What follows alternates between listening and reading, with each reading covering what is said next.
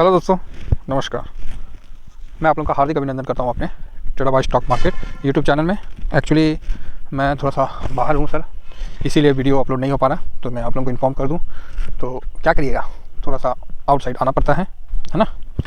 तो यहाँ नेटवर्क थोड़ा इशू है, चलिए कोई बात नहीं, जितना होगा हम टेलीग्राम में तो है ही। जैसे अभी तो मार्केट ओपन है नहीं ना, मार्केट ओपन होगा तो हम आप लोगों के साथ टेलीग्राम में अपना व्यू जो भी है वो दे देंगे। बाकी जो भी 2-4 दिन का बाद है फिर सब वैसा ही रहेगा जैसा नॉर्मल है। तो एक इन्फॉर्मेशन था जो कि आप तक पहुंचाना था और मैं ये चीज़ पहुंचा दे रहा हूँ, ठीक है।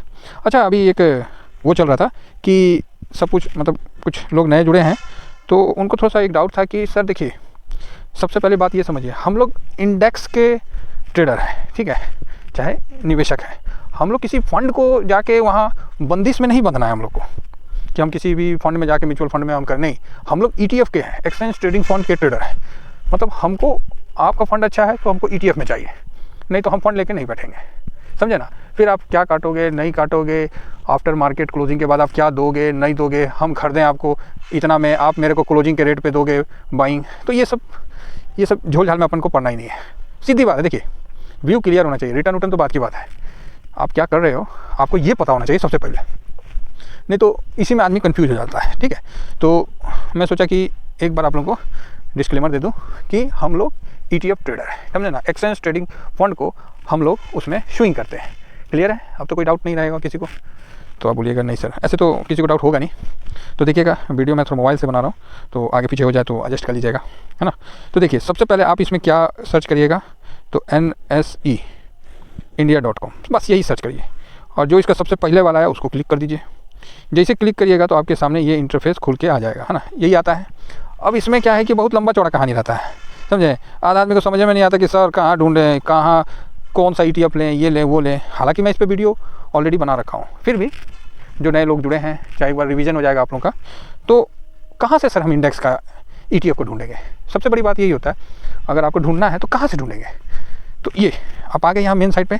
अब देखिए कई तरीका है, कोई नीचे से जाके बताएगा, कोई ऊपर से बताएगा। हम लोग तो देसी आदमी हैं, तो ये जो सर्च वाला तरीका है ना वो सबसे अच्छा मेरे को लगता है। देखिए सर्च लिखा हुआ है, वहाँ लिख दें ETF, बस हो गया। क्या लिखें, ETF समझे। अब उसके बाद इसको थोड़ा सा नीचे करिए और देखिए यहाँ लिखा होगा इन लाइव मार्केट, बस इसी को क्लिक कर दीजिए और कुछ नहीं करना है सर, बस इसको क्लिक कर दीजिए, सारा चीज़ सामने आ जाएगा।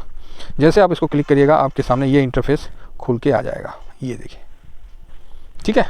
अब आप यहाँ से जोन ETF में चाहते हैं, जिस इंडेक्स में आप ETF ढूंढ रहे हैं, निफ्टी का ढूंढ रहे हैं, चाहे किसी का भी ढूंढ रहे हैं, आप जिसका भी इंडेक्स का ETF ढूंढ रहे हैं, आप उसका नाम यहाँ से प्राप्त कर सकते हैं। और आप अपने जो भी ब्रोकिंग आपका ट्रेडिंग वाला जो है, चाहे जीरोधा हो, अप स्टॉक हो, ग्रो हो, एंजल हो, जो भी हो, कोई सा भी हो, आप वहाँ जाके इसको नाम को सर्च करके आप प्राप्त कर सकते हैं, ठीक है। ये देखिए फैंग इंडेक्स है ना, ये इंडेक्स को कवर करता है मफांग। उसके बाद आप देख सकते हैं CPC ETF, ये CPC इंडेक्स को कवर करता है। निफ्टी PSU बैंक बीच को के माध्यम से, ये सिंबल है, ठीक है। क्या है, यहाँ से ये देखिए, ये सिंबल है, ठीक है, और ये अंडरलेइंग है, सिंबल है और अंडरलेइंग आपको आ जाएगा। अब इसमें क्या है, बहुत लंबा चौड़ा है, ये मत सोचिएगा कि ये 4 गो है। ये देखिए निफ्टी बैंक फलाना ठिकाना सब है इसके अंदर, निफ्टी फाइनेंस 150, 200, मोमेंटम, वैल्यू, मतलब आप इसको खुद भी R&D कर सकते हैं, ऐसा नहीं है कि आप नहीं कर सकते हैं, है ना। तो यहीं से हम लोग अपना ढूंढते हैं कि हम लोग को किस ETF में निवेश करना है और कैसे करना है, वो मैं बताऊंगा। तो ये मतलब कौन सा इंडेक्स किस ETF को कवर करता है, तो वो यहाँ पर ही आपको सामने देखने को मिल जाएगा, ठीक है। आपको डिपेंड नहीं रहना पड़ेगा किसी को, आप खुद ही इसको ढूंढ सकिएगा, मेरा कहने का यही तात्पर्य है, ठीक है। तो ये लंबा चौड़ा लिस्ट है, निफ्टी 100 है ना। अब देखिए सेंसेक्स है तो HDFC बैंक सेंसेक्स पे लगाता है, निफ्टी पे, मतलब सबका है, ठीक है। IT है तो IT का भी देखिए SBI भी लगाता है, मतलब जिसको चाहिए एक ही अकाउंट में करना। IT बीज भी ITI पे IT सेक्टर पे लगाता है ना। तो इस प्रकार आप देख सकते हैं। शायद मैं इसको इस माइक्रो कैप का अभी फंड लॉन्च किया है मोतीलाल ओसवाल ने 250, लेकिन ETF में मुझे दिखा नहीं, है ना। अगर आपको दिखता है तो प्लीज़ कमेंट्स करिए, है ना। क्या है कि देखिए कोई भी चीज़ आदमी हमेशा 100% श्योर नहीं होता, और ना मैं कभी बोलता हूँ कि भाई मैं जो बता दिया वही 100% श्योर है। तो इस प्रकार आप ढूंढ सकते हैं, एक चीज़ हो गया। दूसरी बात कि इसमें अच्छा कौन सा होगा, तो जो अच्छा ढूंढना है तो फिर आपको उसका वॉल्यूम चेक करना पड़ेगा। क्या चेक करना पड़ेगा? वॉल्यूम। ये देखिए, अब ये सरकारी कंपनी है CPC ETF, चाहे PSU बैंक, है ना, हम इसी को क्यों लें?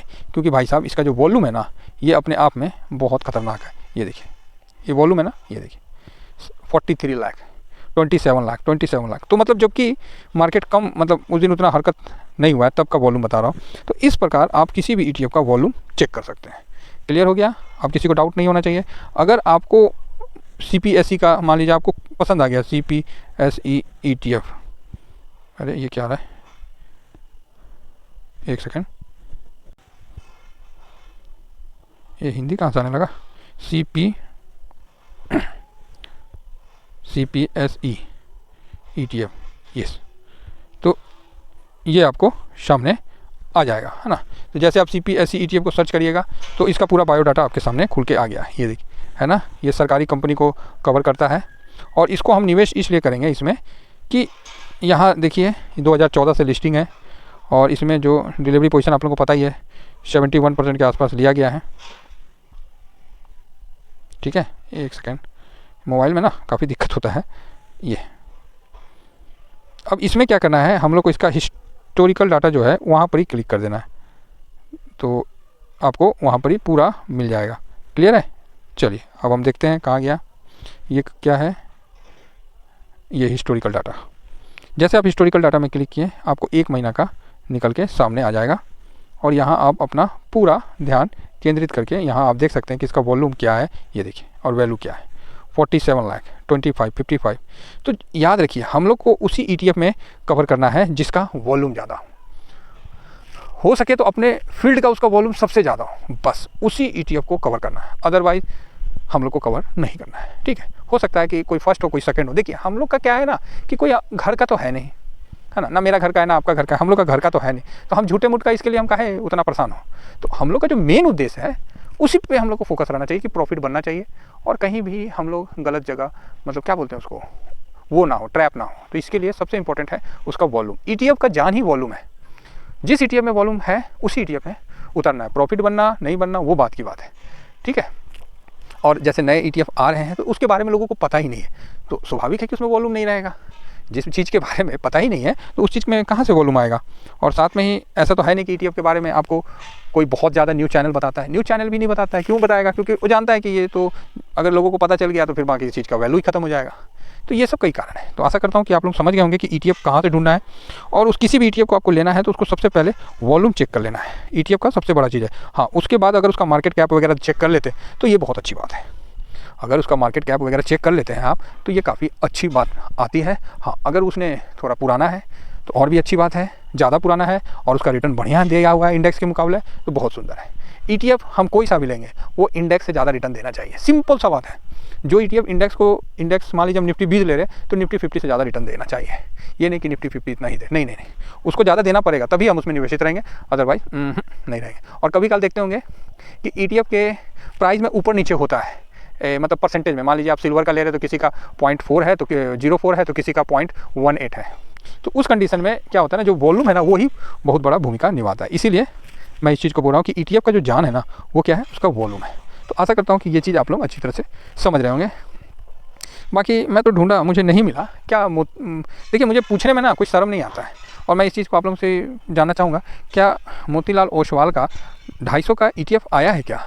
मुझे नहीं पता है, और मैं एक्चुअली थोड़ा बाहर में भी हूँ तो सिस्टम पे बैठा नहीं हूँ, तो मैं पूरा अच्छा से सर्च नहीं कर पा रहा हूँ। तो अगर आप लोगों को पता है तो कमेंट्स करिए। फंड नहीं चाहिए हमको, है ना, फंड नहीं चाहिए। खासकर ग्रो वाले बोलेंगे कि सर फंड आ रहा है, 1 टाइम आ रहा है, SIP मोड आ रहा है, वो सब नहीं चाहिए हमको। ETF चाहिए। हम जब मन करे तब खरीदें, जब मन करे तब बेचें। मेरी आज़ादी मत बांधो। देखिए सिंपल सी बात है, हम अपना आज़ादी नहीं बंधना चाहेंगे और ना किसी की आज़ादी को ख़त्म करना चाहेंगे। ठीक है, चलिए आशा करता हूँ कि आप लोगों को ये वीडियो जानकारी अच्छा लगा होगा। इतना ही कहकर मैं अपनी वाणी को विराम देता हूँ। और कल राम मंदिर का भी, रामलला का भी प्राण प्रतिष्ठा है, तो बहुत बहुत उसके लिए आप लोगों को शुभकामना, हार्दिक बधाई। ठीक है, और इतना ही कहकर मैं अपनी वाणी को विराम देता हूँ। Thank you very much. जय हिंद, जय भारत।